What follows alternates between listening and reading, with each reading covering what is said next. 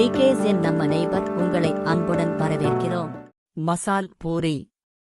தேவையான பொருட்கள்: ரவை 1 கப், மைதா மாவு 3 டேபிள் ஸ்பூன், பச்சை பட்டாணி 100 கிராம், உருளைக்கிழங்கு 2, பெரிய வெங்காயம் 2, தக்காளி 2, மஞ்சள் தூள் 1/4 டீஸ்பூன், சீரகத்தூள் 1/2 டீஸ்பூன், கரம் மசால் தூள் டீஸ்பூன், மிளகாய்த்தூள் 2 டீஸ்பூன், இஞ்சி சிறிய துண்டு, பூண்டு 4 பல், எலுமிச்சம் பழம் அரை, உப்பு தேவையான அளவு, எண்ணெய் தேவையான அளவு.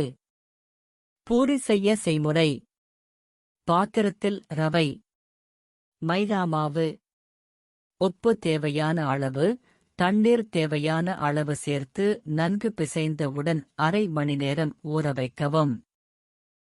மசால் செய்ய செய்முறை: குக்கரில் பச்சை பட்டாணி, உருளைக்கிழங்கு, உப்பு, தண்ணீர் ஊற்றி குக்கரை மூடி அடுப்பில் வைத்து 4 விசில் விட்டு இறக்கவும். இறக்கிய பிறகு அனைத்தையும் சேர்த்து மசித்துக் கொள்ளவும்.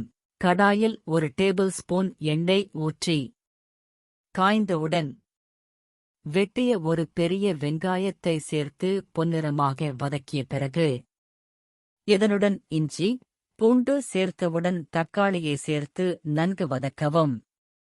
இது அனைத்தும் நன்கு ஆறிய பிறகு மிக்சியில் அரைத்து வைக்கவும்.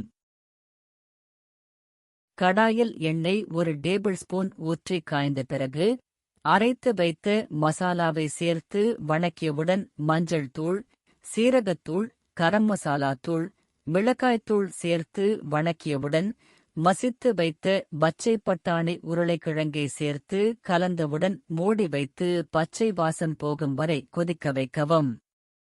கொதித்தவுடன் தேவையான அளவு தண்ணீர் ஊற்றி கொதிக்க விடவும். கடைசியாக அரை எலுமிச்சம் பழம் சாறை ஊற்றி ஒரு கொதி வந்த பிறகு இறக்கிவிடவும். அரை மணி நேரம் ஊற வைத்த மாவை எடுத்து சிறிது சிறிதாக பூரி சுட்டு எடுக்கவும். பொரித்து வைத்த பூரியின் மேல் தேவைக்கு ஏற்ப சமைத்து வைத்த மசாலாவை ஊற்றி அதன் மேல் சிறிது சிறிதாக நறுக்கிய பெரிய வெங்காயத்துடன் சுவைக்கவும்.